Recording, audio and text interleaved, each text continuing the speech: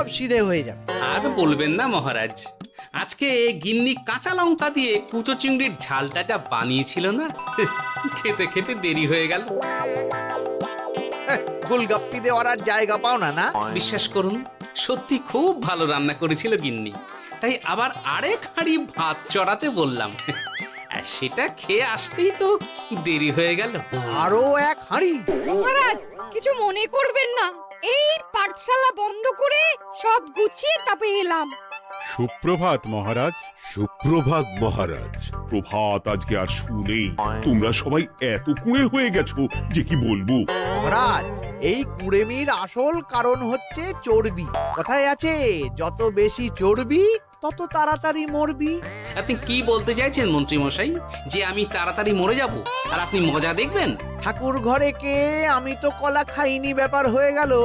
গোপালের একদম মোক্ষম জায়গায় আঘাত লেগেছে, যাকে বলে ওই আঁতে ঘা। তুমি বেশি কথা বলো না বৈদ্য, ছুঁচ করে চালুনির বিচার। হ্যাঁ, বৈদ্য তো দেরি করেই এসেছে। আমার মনে হয় প্রত্যেককে এমন ভাবে প্রশিক্ষণ দেওয়া দরকার যাতে তারা একটু চনমনে হয়ে ওঠে। হ্যাঁ মহারাজ, তাহলে আগামীকাল থেকেই শুরু হোক ব্যায়াম আর অস্ত্র শিক্ষা। হ্যাঁ, কুঁড়ে থাকলে রাজ্যের কোনো বিপদ আপদেই সভাসদেরা কাজে আসবে না। ঠিক বলেছেন মহারাজ। তাহলে আর দেরি কেন, চলো সবাই এখনই আমরা মাঠে যাই। এই তো মহারাজ ভরপেট খেয়ে এলাম, এখনই মাঠে? ও সব অজুহাত দিয়ে লাভ নেই, চলো চলো চলো।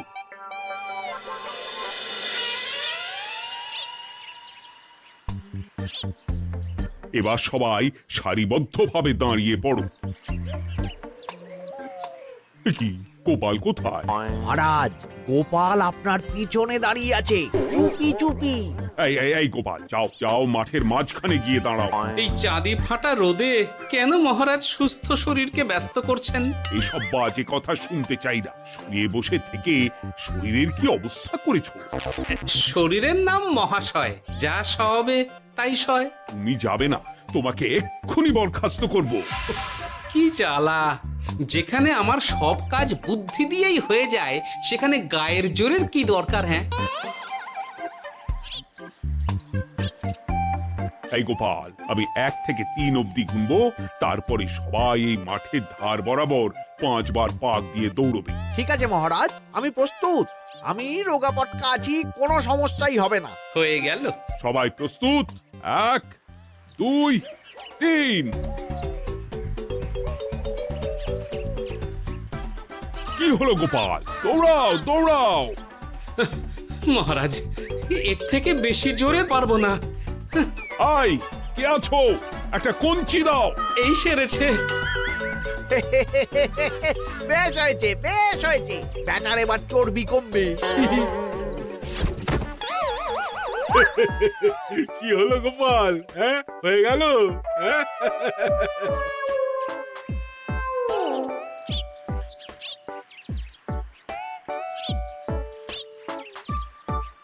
এই উল্টে উঠি, আমাদের দাদু উল্টে গেছে। হ্যাঁ, তাই তো দেখছি। চল চল গিয়ে দেখি। উফ, চেহারার কি অবস্থা বানিয়েছো গোপাল, হ্যাঁ? এতটুকু দৌড়তে গেলেই চিটপটাং। তাড়িয়ে দিন মহারাজ, এরকম বেঢপ চেহারা সভাসদকে আমাদের দরকার নেই। না না, তা বললে হবে নাকি গোপাল? তুমি এক্ষুনি বাড়ি চলে যাও, কালকে আবার মাঠেই দেখা হবে। এই দাদু বাড়ি চলো। ওরে বাবারে!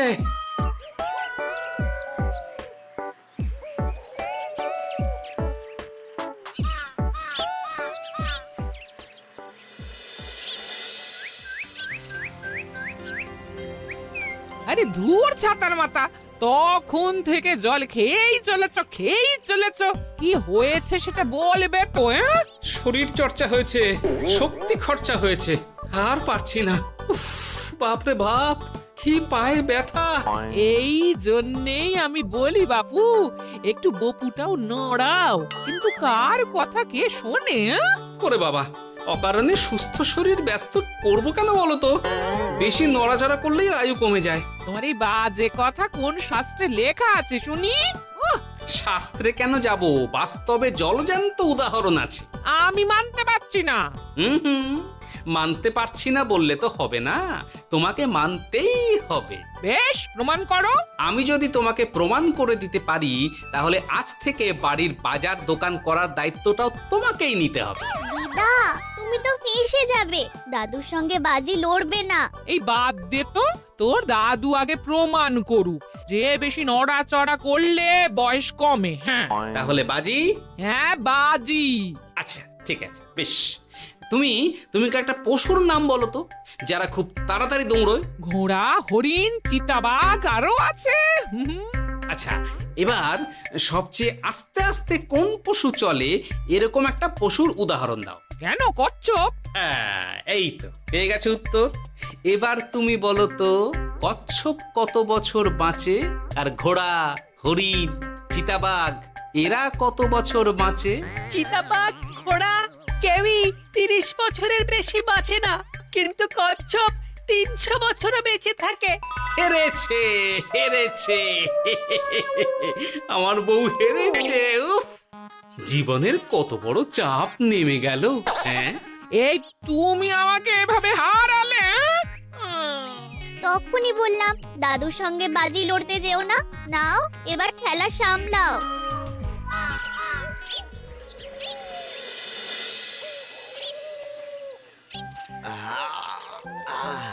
আরো ভালো করে মালিশ কর।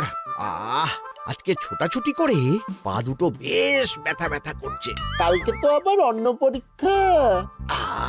আরে আমার হালকা চেহারা আছে, সব সামলে নেব। কালকে তো অস্ত্র চালনা হবে, কালকে আমি কাঁপিয়ে দেব। কাঁপাতে তো হবেই মন্ত্রী মশাই। আমরা আপনার শরীরে এমন ঘষা মাজা করে দেব না, মনে হবে আপনি না একটা জলযন্ত্র অস্ত্র চালনা করতে যাচ্ছে। বাস এই তো চাই। উরে বাবারে, আস্তে আস্তে।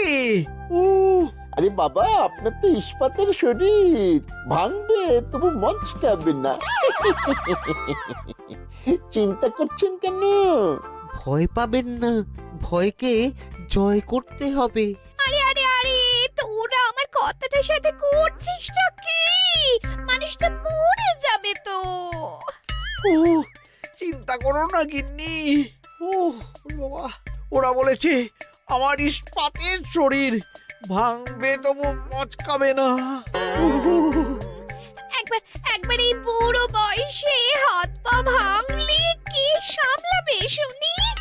মন্ত্রী মশাই, আমাদের বকশিসটা দিয়ে দিন, আমরা কেটে পড়ি। বাবারে বাবা, দিচ্ছি। এনে এত খাটানোর পরে এতেই এখন খুশি থাক। হ্যাঁ,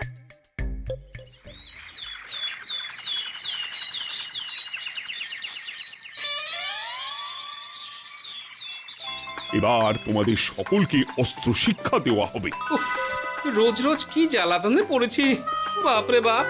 বাবা মা কাউকে ডাকার দরকার নেই, ভালো না লাগলে রাজসভা চাকরি ছেড়ে চলে যাও। মহারাজ, এটা তো উচিত নয়। যে যেটাই পারদর্শী তাকে সেটাই করতে দিন না। একটা বাঁদরকে যদি আপনি বলেন শিকার করে মাংস খেয়ে দেখা, সে কি পারবে মহারাজ? মহারাজ, গোপাল একটু বেশি কথা বলছে, ওকে আপনি বের করে দিন। আমি তোমার কথায় গলবো না গোপাল, তোমাদের সবাইকে এখন অস্ত্র শিক্ষা শিখতেই হবে। কর্তার ইচ্ছায় কর্ম, এখন তো আমার আর কিছুই বলার নেই। তাহলে আর দেরি কেন, তোমরা সবাই একটা করে ঢাল আর একটা করে তলোয়ার তুলে নাও। সেনাপতি, বলুন মহারাজ। তুমি সকলকে অস্ত্র শিক্ষা দেবে, তলোয়ার চালানো শেখাবে। এক এক করে প্রত্যেকে তোমার কাছে যাবে আর এক এক করে তুমি সবাইকে তলোয়ার চালানো শেখাবে। আচ্ছা মহারাজ, তাহলে ওই সবার প্রথমে চলে আসুন মন্ত্রী মশাই। হ্যাঁ, আমি প্রস্তুত। আমার শরীর ইস্পাতের মতো, ভাঙবো তবু মচকাবো না।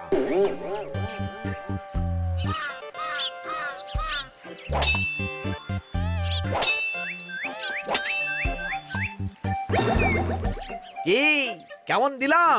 অত সহজ নয় সেনাপতি। আমি মন্ত্রী এমনি এমনি হইনি, আগে অস্ত্র শিক্ষা শিখে তবে মন্ত্রী হয়েছি। এটা কি হলো? হ্যাঁ, আপনি অস্ত্র শিক্ষায় পারদর্শী, কিন্তু আরো বিচক্ষণ হতে হবে। কারণ আজকে এই পাগড়ির জায়গায় আমি যদি তলোয়ার আপনার গলার দিকে চালাতাম, তাহলে কিন্তু আপনার এই ভবলীলা এখানেই সাঙ্গ হয়ে যেত। ঠিক আছে, মনে রাখবো। এবার বাকিদের তো ডাকো। হ্যাঁ, এরপরে তলোয়ার চালানো শিখতে আসবে গোপাল। গোপাল দাদু, গোপাল দাদু। বাবা বাবা বাবা, গোপাল তুমি আবার দলবল নিয়ে এসেছো। দেখি তোমার কত দম। গোপাল, তুমি প্রস্তুত হও। হ্যাঁ হ্যাঁ, আমি প্রস্তুত। ওরে বাবারে, এ তো ভয়ানক চাপের কাজ, আমাকে বেশ বেগ পেতে হচ্ছে। সামলাও গোপাল।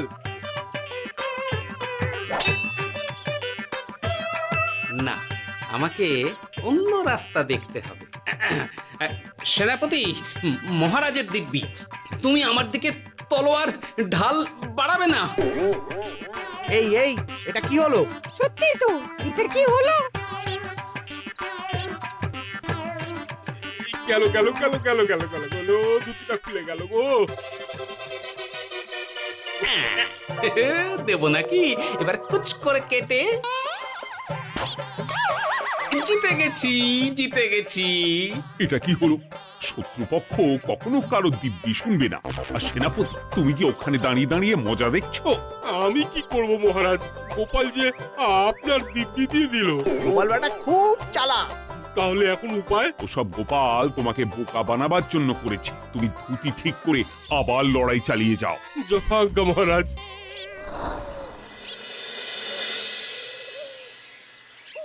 কিরে ন্যাপলা, তোদের দিদা আমার জন্য কি রান্না করে পাঠিয়েছে রে? এই তো ভাত, আলু সেদ্ধ, এই পুঁই শাকের ঝোল আর রুই মাছের ঝাল। আর তোদের যে তোষক, বিছানার চাদর আনতে বলেছিলাম, এনেছিস তো? ওই তো দাদু, কুটির গুলটে আর বাকিরা সবাই ধরাধরি করে নিয়ে আসছে। ব্যাস, তাহলে তার কোনো চিন্তা নেই। খেয়ে একটা জব্বর ঘুম দেব, কারণ এখানে যা রঙ্গ দেখছি তাতে বিকেল হয়ে যাবে। তলোয়ার শিক্ষা আজকের মতন এইটুকুই থাক।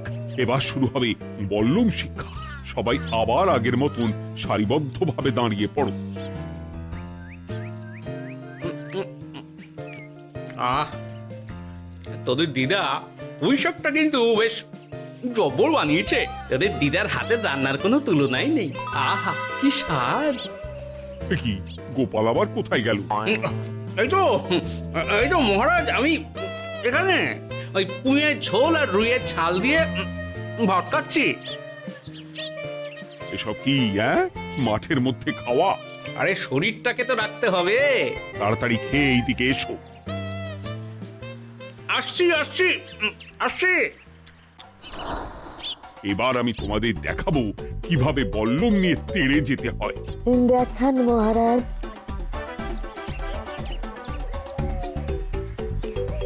এ তো খুবই সোজা মহারাজ। ঠিক আছে, তাহলে বল্লম নিয়ে তেড়ে যাও দেখি। দিন, আপনার হাতের বল্লমটাই দিন।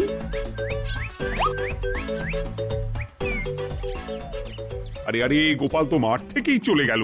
আমি ডেকে আনছি মহারাজ। আরে আরে, ও গোপাল, গোপাল, মহারাজ ডাকছেন। থামো থামো। মহারাজ বলেছেন বল্লম নিয়ে তেড়ে যেতে, তেড়ে গিয়ে আবার ফিরে আসতে তো উনি বলেননি। আরে, এ তো মহা মুশকিল। উনি এক্ষুনি তোমাকে মাঠে ফিরতে বললেন। সেটা আপনাকে বলতে পারে সেনাপতি, আমাকে তো বলেনি। আমি চললাম।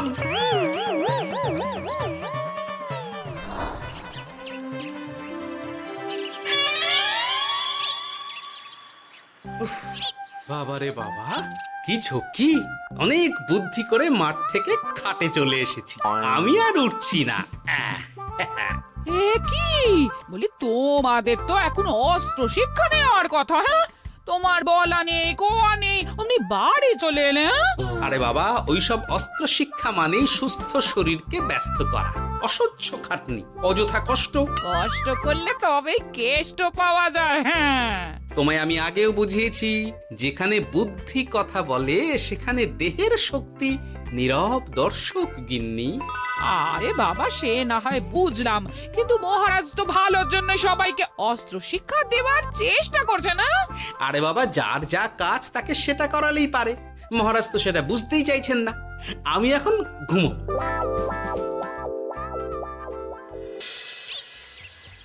দরজা খোলো গোপাল, দরজা খোলো। গোপাল, গোপাল দরজা খোলো বলছি। ব্যাস হয়ে গেল। একটু শান্তিতে ঘুমাবো তার জো নেই। দরজা খোলো গোপাল। বলুন মহারাজ। তুমি কি পেয়েছোটা কি গোপাল? রাজসভায় দেরি করে আসবে, তারপর অস্ত্র শিক্ষার সময় ফাঁকিবাজি দেবে, এভাবে তো আর তোমাকে মনে হচ্ছে রাজসভায় রাখা যাবে না। মহারাজ, গোপাল তো মুখের কথার লোক নয়, ওকে তাড়িয়ে দিই। কেন মহারাজ? আমি কি এমন মহাপাপ করেছি যে আমাকে তাড়িয়ে দেবেন? এই যে আমার কথা শুনছো না, এটাই তোমার অপরাধ। অপরাধ নেবেন না মহারাজ। পণ্ডিতের দায়িত্ব পুজো করা, সভাকবির দায়িত্ব কবিতা বলা, সাহিত্য চর্চা করা, আর আমার দায়িত্ব হাসি মজা করে আপনার মন ভালো রাখা। কিন্তু আপনি আমাকে জোর করে যুদ্ধের ময়দানে ঠেলে দিতে চাইছেন। এটা আমার ইচ্ছে। আমিও তো মহারাজ ইচ্ছে করলেই অনেক কিছু করতে পারি। চোখ বন্ধ করে লক্ষ্য ভেদ করতে পারি, শুধু বুদ্ধি দিয়ে। আরে বাহ, এত বড় কথা! তাহলে মহারাজ, ওকে বলুন পরীক্ষা দিতে। কি পরীক্ষা? আমি একটা ঘরে বর্ম পরে দাঁড়িয়ে থাকবো। তোমার হাতে অস্ত্র দেব, আমার মাথায় একটা আপেল থাকতে হবে, আর তুমি কিভাবে আমার মাথা থেকে ওই আপেল ফেলতে পারো দেখব। এ তো খুবই সোজা। কি গোপাল, তাহলে লড়বে নাকি বাজি? হ্যাঁ, লড়তে রাজি আছি। তাহলে আজ রাতেই হয়ে যাক পরীক্ষা। যদি এই পরীক্ষায় উতরে গেলে তো ভালো, নইলে তোমার চাকরিটা গেল। গোপাল, তুমি পারবে তো? সে দেখাই যাবে। আজ রাতে তাহলে রাজবাড়িতে দেখা হচ্ছে। যদি আমি এই পরীক্ষায় বিফল হই, তাহলে আমার চাকরি আপনি কেড়ে নেবেন, আর যদি সফল হই তাহলে মন্ত্রী মশাইকে শাস্তি দেবেন। আমি নিজে সারা কৃষ্ণনগরে নাক্ষত দেব। বেশ, দেখা যাক।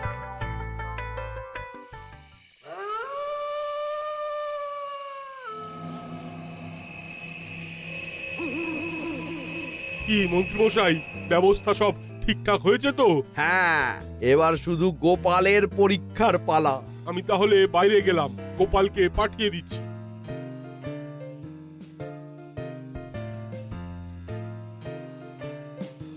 এবার যাও গোপাল, ঘরের ভিতরে যাও, দেখি তুমি কি করে মন্ত্রীর মাথা থেকে আপেল ফেলতে পারো। আপনি তো শুধু আমার চোখ ঢেকেছেন, আমার নাক মুখ কানও ঢেকে দিন, যাতে ঘ্রাণেন্দ্রিয় শ্রবণেন্দ্রিয়েরও সাহায্য না নিতে পারি। বেশ, তাহলে তাই হোক। আয়, কে আছো? গোপালের মুখ নাক আর কান ঢাকো। যথা আজ্ঞা মহারাজ। একটু একটু মোটা কাপড় দিয়ে নাক মুখ ঢাকো, হ্যাঁ, যাতে সেভাবে আপেলের গন্ধ না পাই। বেশ বেশ।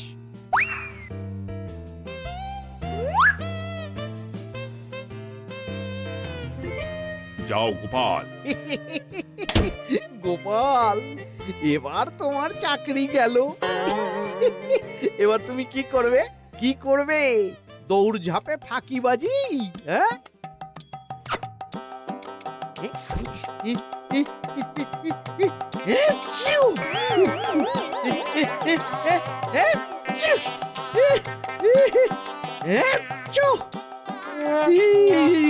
গেল গেল গেল গেল গেল, আপেল পড়ে গেল। আপেল পড়ে গেল?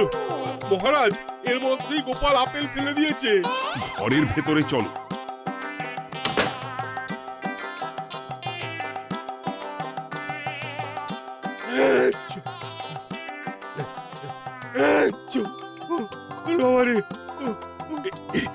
কি ওরে বাবারে বাবা, কি ঝাঁজ!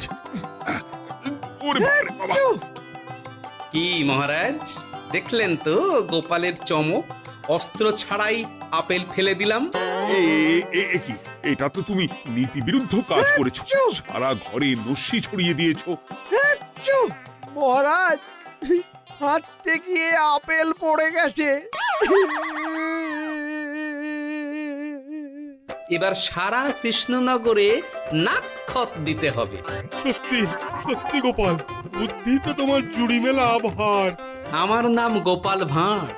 একটা কথা মনে রাখবেন, কেউটে সাপের লেজে পা দেবেন না, আর গোপালের কাজে বাধা দেবেন না। যে কাজ বুদ্ধি দিয়ে করা যায়, তার কাছে শক্তি ছোট্ট শিশু মাত্র।